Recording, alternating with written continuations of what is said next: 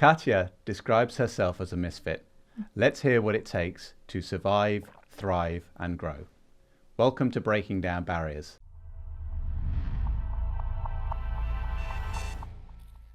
Katya, what did you mean by that? First of all, very nice to be here. Thanks so much for having me. Second, I wouldn't go that far as to say like all the time in my life I'm misfit. It just happened to be that in many situations, starting from my education background and through some of the moments to my career and in my last roles, I've been kind of very different from a generic profile, like average statistic demographic profile you would have there. So that's simply it. Okay. And you're the Chief Product Officer at Holland Barrett. Yeah. We're just describing my first experiences, which were wonderful. But maybe you can introduce yourself and share with our audience the other work you do and everything that you do around your podcast too. That would be wonderful. Sure, amazing. So as you said, Chief Product Officer at Holland Barrett for the last 3.5 years, something like this. Prior to that, I was Director of Product and Technology at Holland Barrett for a little bit too. And prior to that, I was doing the same job I'm doing now, but on a startup scale in a health tech startup. So of course, the challenges were very, very different. Prior to that, I worked in large tech companies, mostly e-commerce one, and lived in Eastern Europe. So different challenges, different environment and culture. And yeah, I've started my career in strategy consulting, business analytics, and things like this. And my background is math. So when I can afford, I'm getting as nerdy as the situation possibly allows. And talking about Holland and Barrett and talking about current experience, to explain to you a little bit more of our structure as well. So I'm now running a global portfolio of products. It's around 100 of product managers, designers, UX researchers, TPMs, and product operations team, small but mighty. The team goes across the products, our digital products, so website and the app, our store support, technology products, and the commercial backbone and the supply chain backbone of our operations. So a very, very important part, albeit a little bit more hidden from our customers. So yeah. This is a lot. You also said to me when we met before, CPO living a double life. You're also a mom and a podcast host too. True. Which is incredible. Thank you. Yeah, that's true. I am a mom to a little girl called Rosie. She's almost 2 years old now. So that's something we will probably touch upon later in our conversation because that's an interesting combination to me in its own. How do you combine the corporate role with the motherhood?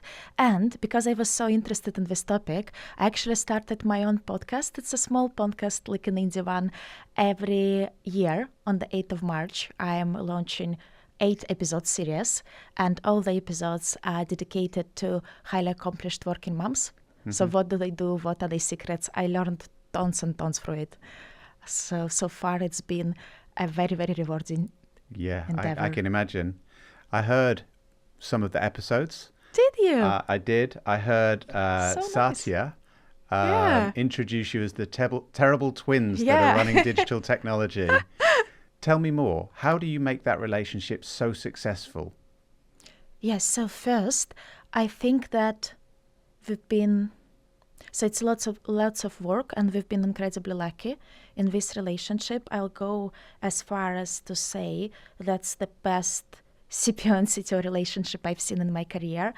And I think that this is actually one of the key components, alongside with the other things, of the success of our transformation and how fast we can go with our digital products development, because you don't have to spend time or energy on this relationship, and they are generally very, very rewarding. Coming back to your question on building the relationship, we even at some point, we even done like a special talk. I think it was called something like 5 Secrets of Happy Marriage between CPO and CTO, or something like this. So I'm trying to retrieve some details in my brain of how what we put to be an essence of it.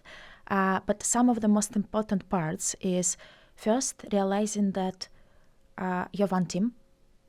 So, and having this one team mentality, having a very, very aligned shared goals between each other, and having this real understanding of the kind of the key for each other's success. It doesn't work otherwise. The second part is being each other's supporters and biggest advocates in different situations. As in, there is an actually really interesting thing I've read where I think it's some kind of a Stanford researcher, got it checked, but in general, women are statistically worse than their male counterparts to advocate for themselves. Even if they achieved something, they cannot even tell about their achievements so efficiently because they're usually more humble, but they can tell more efficiently, statistically more efficiently than their male counterparts about someone else's achievements. So having kind of this fruitful female relationship when you have someone who understands what you do and who can help you to support you and explain it to everyone else, I think it's a kind of pretty good life hack, but also a pretty good way to build a trusted relationship at work. The third component is trust, for sure. As in, we don't always see things eye to eye, but when we don't, we have a very, very honest conversation, just putting it out there, kind of fighting it out between us, and then go into the wider world, again, aligned. And the fourth, last but not the least, I think it's definitely the key in my relationship with Katya, but I think it's the key in many successful relationships. It's caring for someone, like personally caring for your colleague and counterpart. We are spending way too much time at work and way too much time with each other to completely ignore this component. Like, I know her family, she knows my family pretty well too, and all those things I think are important and coming into play. And of course, having a sense of humor, never treating it too seriously. So here I go. I promised 4. Here's 5. 5 things and 5 themes. You definitely need a sense of humor in life. If I can just go back and index on the third point, and that is sometimes between a chief product officer and a chief technology officer, there is tension, and that tension creates successful outcomes. Could you give us an example where in those job functions between the two of you, you've seen something differently, and through the debate, you've come up with a really good solution? Yeah, and just to double click on what you said, I think you need tension, and I think you need conflict, and so there is something called positive toxicity, right? As in you pretend that everything is smooth and there are nothing to discuss. There is always something to discuss, right? So, and I think the key is to create this environment in which it's safe to have this conflict and to have this tension and come out of it in the best way possible. So I think one of the interesting examples to discuss would be how do you build operating model and relationship in the teams. And that's actually an interesting reflection on the transformation we've been onto. But over the period of time, we kind of built this culture where me and Katya been very, very aligned, but then the teams not necessarily spending as much time with each other as they would have, let's say, in the pre-COVID environment. But because we are now in post-COVID environment, so of course you don't have squads sitting together anymore and kind of aligning every day on the small things and small tasks. We suddenly found ourselves in the situation that more and more within our teams, there has been like perhaps something that started like as a simple misunderstanding, but then ended up being something else and something more. So the key for us was to capture this situation together, to kind of compare and acknowledge frustrations from both sides, from both teams. What product managers feel like, what engineers feel like, where do we think what is the ideal culture we want to build together, and where do we think we made some mistakes or perhaps what other things we've missed. And once we discussed it together, once we discussed kind of what are those points of friction and differences, when we went to our teams and very, very openly said to them, so here's the thing, here's what we see what has happened. Kind of accidentally, we think we built this silo or like silo between some of you, and some of you have managed to yourself kind of overcompensate for that, but some of you have not. And here's why it is happening. Here's how we're going to fix it together. 1, 2, 3, please suggest us some options. So I think that is an interesting example for me when we both kind of notice something a little bit further down the line. But the key there was lay it all on the table, have a very open discussion, then acknowledge what has happened and why it happened this way. Communication is exceptionally important. And True. It's not just in the role of leadership, as you were just explaining then, in the team members, in the whole workforce that are working together as one team. Yeah. Your first point to build something. Yeah. So many people get communication wrong, which no doubt you've seen too. Of course. Why do you think that is? That's a great question.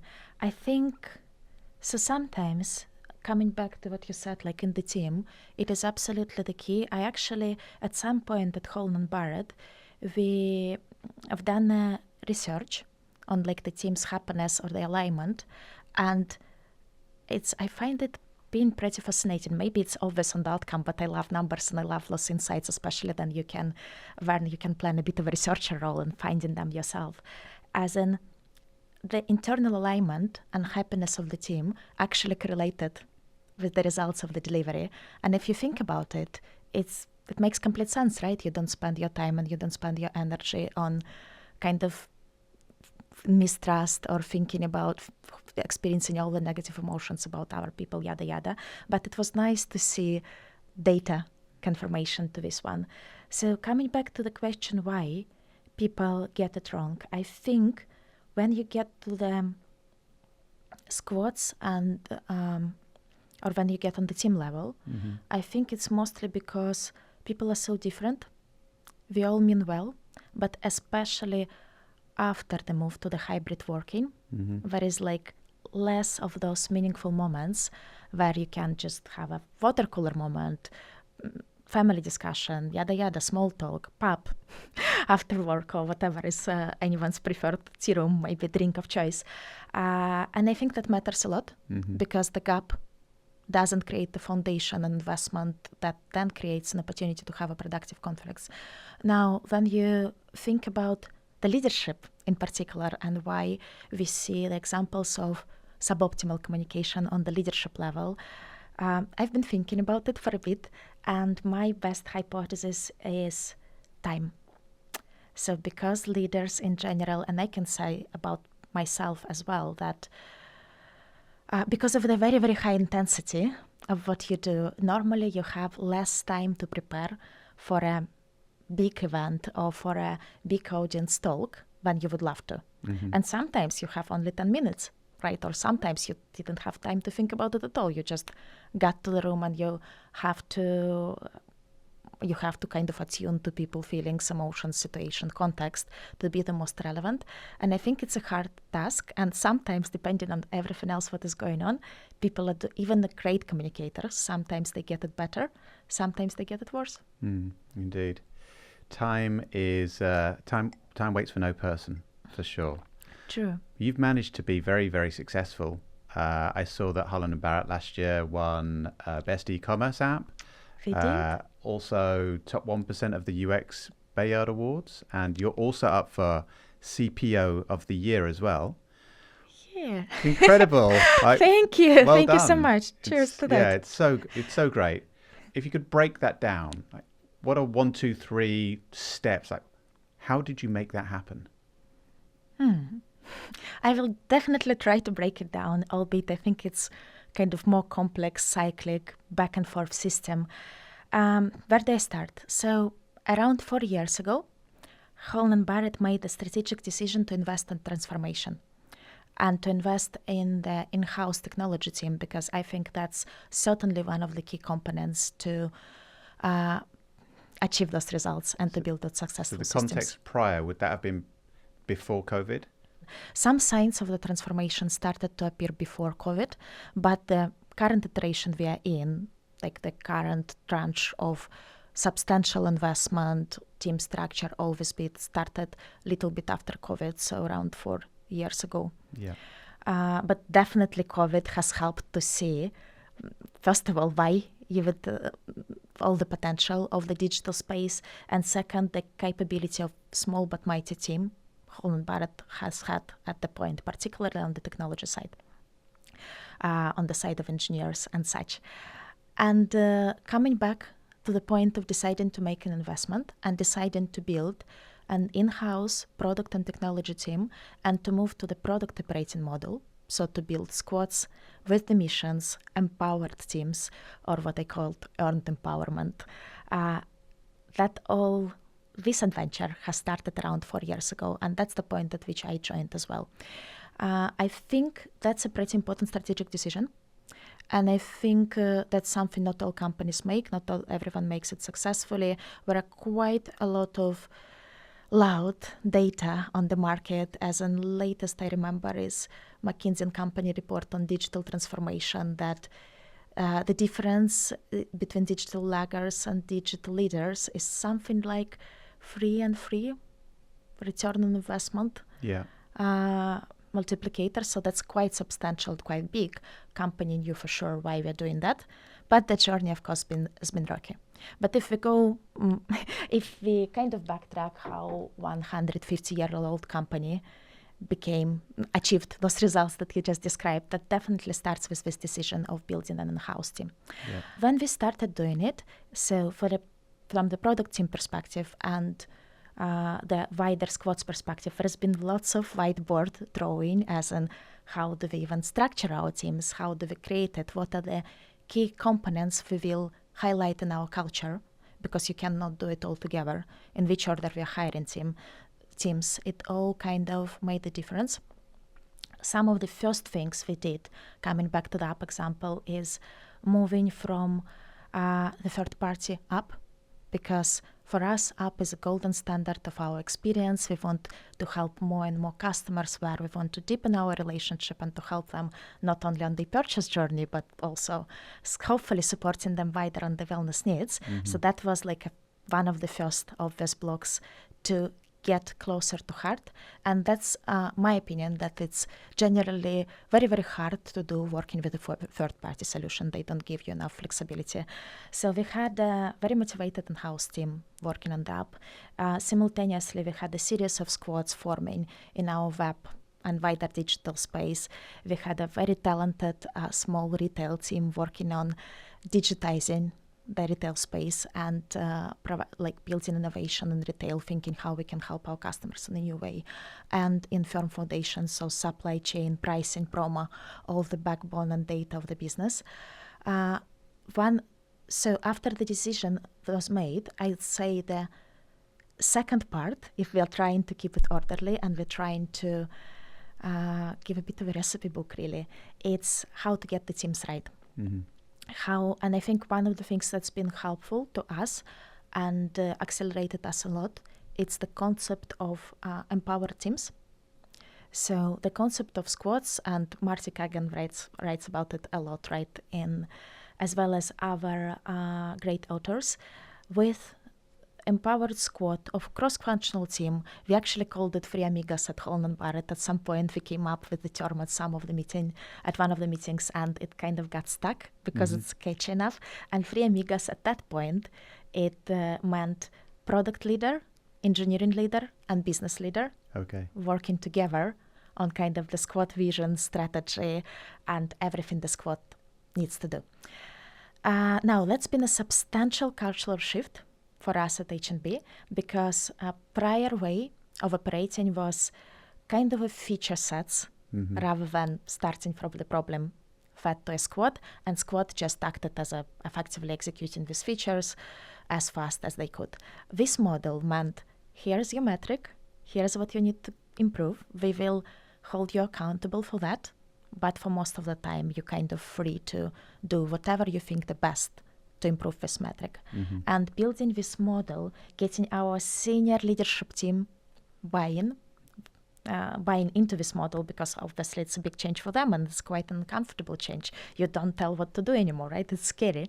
And getting the right talent in place who are passionate, who perhaps know how to build some of the things, so you're trying to hire for expertise as well, and who kind of can galvanize the environment. That's the second step. And probably the third part for me, breaking it down, is there needs to be the right balance between doing, from one perspective, you don't want to fix everything at the same time, because that's very hard and you are risking to trip yourself over those things. You do need to, but on the other hand, you cannot afford only work on fundamentals. So if you only focus, let's say, on fixing all the data, fixing all the, moving from all the legacy systems and kind of all those things you really itch you to clean when you start a transformation without prior investment to technology, that is not really the right way to do it, because you always got to have the balance between I will deliver, even if I will throw away this technology on the next step, what is the nice balance of delivering the things from for the customers right here, right now, getting the immediate return on investment, and then hopefully reinvesting it into building better technology and getting this fruitful circle right. And another thing on that one is around once you start getting those successful cases. So for example, with our app, when we moved it from the external provider, our rating of the app within 12 months, it's jumped through the roof from 3 point something to 4.6. We started to see first truly excited emotional reviews. And what we did is we really tried to communicate and pioneer through this case, kind of galvanizing our further transformation through this success and through all the other successes we've seen. That's amazing. You also explained to me as well that you have your team members, and you included, work in store to understand the customer. Yes. What is it that you learn from that, and how does that shape your decisions? Tons and tons will be my short answer. I think that's one of the most impactful things you can do, working for Holland Barrett, or I think for any company in transformation that got a direct connection to the customers. If I'm always saying either go to store or to the contact center if there is no direct store presence, because nothing will replace this opportunity of talking to the customers who experience in your product day to day. It sounds like such a simple thing, right? It does. In reality, every time I'm doing something like this, it's every time I'm learning something new and something insightful. And it's not only about the facts, because you can read it from the UXR report or for something else, right? It's about putting this emotional image of someone who came to the store, hugged the person in the store, because apparently they come into them every month for the last 10 years.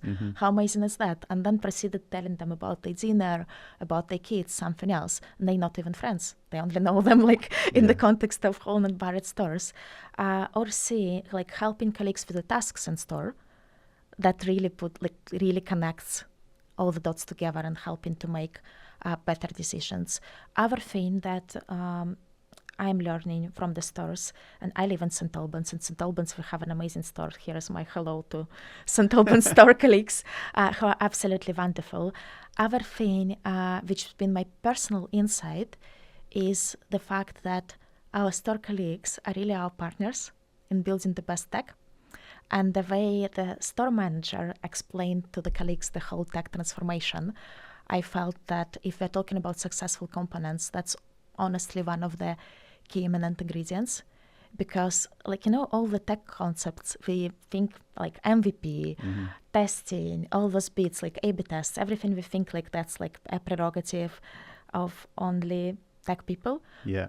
Store manager in St. Albans actually knows all those things. Wow. And she was kind of giving a mini lecture on this to her employees, explaining to them how they are the ones who need to give a feedback on alpha version of our product so we can do it better. It's been it's pretty incredible from all the points, from the points of learning things about your customers, and from the points of understanding the most important people in our business. Wow, that's amazing. So it's a 150-year-old company. It is. A retail business, been on a digital transformation, gone through COVID, and is now thriving. Makes me think, though, what is the future of shopping as a consumer? What can you help me to see in the next 4 or 5 years? Very exciting question. I am now saying what's the future of everything, as in with all the trends we're seeing, general AI and all that jazz, how will all the patterns of user behavior change? I don't want to make it yet another conversation of Gen AI. Coming back to the shopping per se, for me, the most exciting trend, and one I'm definitely looking to double click on in our product strategy and aspirations, because I think that's what will give the most benefit to our customers in ever so busy world. It's how do you move away from just shopping to more of the holistic experience of doing things. So you're not coming to buy vitamin D, you're on the mission to do something, and how we can help you with this mission in the holistic way, because in most cases it's not only about the products you're taking, it might be about community, food you're eating, all the little things like meditations, whatever it might be. So to me, the integration, seamless and curated integration of the experiences, that is probably one of the key trends in the future of shopping. The other thing that we are talking quite a lot in the different conferences and events or that gets mentioned quite a lot, is around phygital.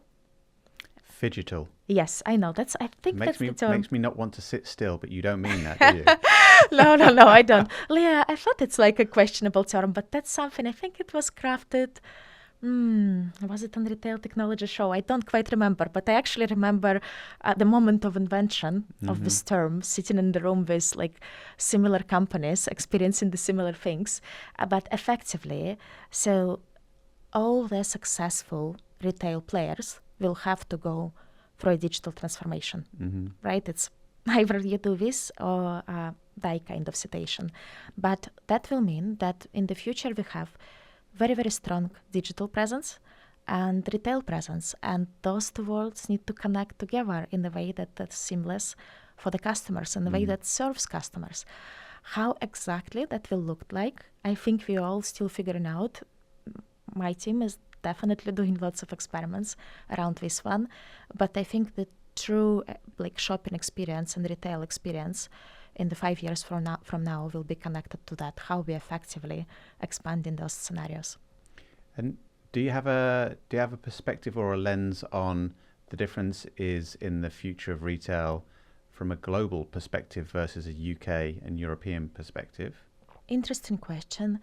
I think, so in the end, I'm keen to think that there is lots of similar trends that I see traveling around the globe, right? There are certain trends in China, certain trends in Eastern Europe, but at the end of the day, there is lots and lots of cross-pollination in between.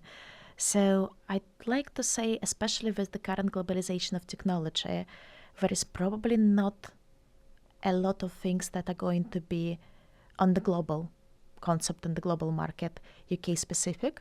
However, I think there is a slight nuance to each country and each locale we are into. For example, UK has NHS, right? And NHS has its own brilliant benefits, but also its own limitations and downsides. So how companies, particularly in the retail, health and wellness sector, are dealing with that and addressing that, I think it's a big part of a successful strategy. On the other hand, you have some other economies, right, that are either have a different system for the health management or let's say they have a more of the traditional medicine approach, like let's say India or China. So while there are lots of trends that like kind of keep markets a little bit apart, I would probably say that there is no kind of huge substantial difference I see so far emerging especially with, of course, AI and everything related to that, because that's pretty unifying. Of course, of course. Now, as a pioneering woman in tech, woman in product, you will see, no doubt, firsthand that getting a seat at the table isn't particularly common. We have a lack of diversity at the board and at the leadership levels.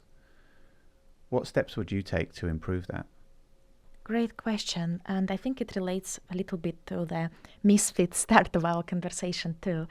So, first of all, let me start by saying that I've been lucky to meet amazing females on the boards.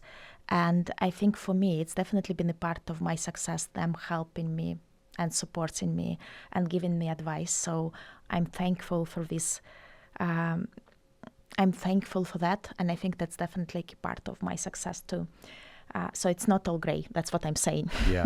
I've been in the different situations. So I think it's a good point to elaborate a little bit on the Misfit point and on how you kind of thrive in this situation, but also how do you progress, make your points heard and things like this.